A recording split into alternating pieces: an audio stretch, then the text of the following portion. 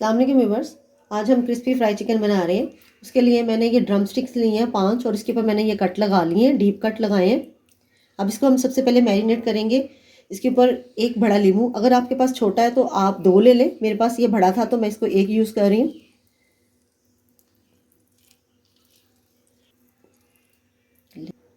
One teaspoon लहसुन अदरक paste, 1 teaspoon हरी मिर्चों का पेस्ट, हाफ टी स्पून नमक। और अब इसको अच्छे तरीके से मिक्स कर लें। इसके ऊपर ये सारी चीज़ें लगा दें।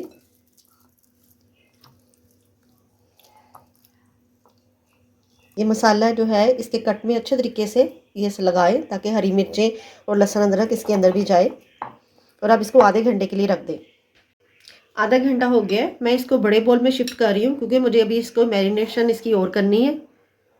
1 टीस्पून कुटी हुई लाल मिर्च, हाफ टी स्पून पिसी हुई लाल मिर्च, 1/4 टीस्पून हल्दी, हाफ टी स्पून भुना और पिसा हुआ ज़ीरा, 1 टीस्पून पेपरिका पाउडर। इससे कलर बहुत अच्छा आता है, अगर आपके पास है तो डाल दें, वरना आप इसमें कश्मीरी लाल मिर्च डाल दें। 1/4 टीस्पून पिसी हुई काली मिर्च, 1/8 टीस्पून गरम मसाला पिसा हुआ, हाफ टेबल स्पून धनिया powder, 1/4 teaspoon chaat masala, 3 table spoon yogurt. अब इन सारी चीज़ों को मिक्स कर लें।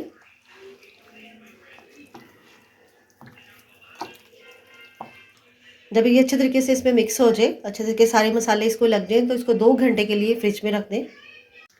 2 घंटे के बाद उसमें 2 टेबल स्पून बेसन, 1.5 टेबल स्पून कॉर्नफ्लोर और 1 टेबल स्पून चावल का आटा। चावल का आटा डालने से ये बहुत ज़्यादा क्रिस्पी बनेंगे। अब इसको इसके ऊपर लगा लें, मिक्स कर लें इसको अच्छे तरीके से। जो इसी का ही पानी है उसी में हम इसको करेंगे। ये अच्छे तरीके से मिक्स हो गया है। नमक मिर्च इसमें आप अपने टेस्ट के मुताबिक भी डाल सकते हैं। अगर बच्चों के लिए बना रहे हैं तो आप हरी मिर्चों को स्किप भी कर सकते हैं या उसकी कम कर सकते हैं। और अब हम इसे फ्राई कर लेते हैं। कढ़ाई में मैंने ऑयल गर्म होने के लिए रख दिया था। ऑयल हमारा ना तो बहुत ज़्यादा गर्म होना चाहिए ना ही ठंडा। अब ये जो ड्रम स्टिक्स हैं वो इसके अंदर डाल दें।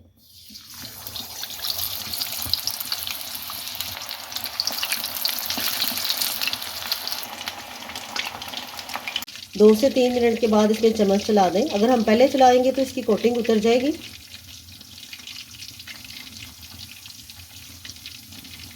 अब इसकी साइड चेंज कर दें। और मैंने जैसे ही इसको डाला था तो मैंने इसका फ्लेम बिल्कुल लो कर दिया था।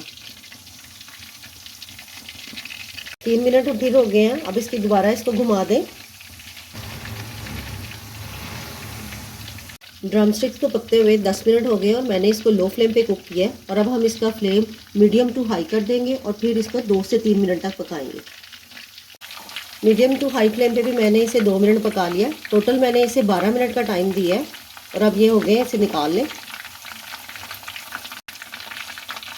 फिर अब हम बाकी भी फ्राई कर लेते हैं।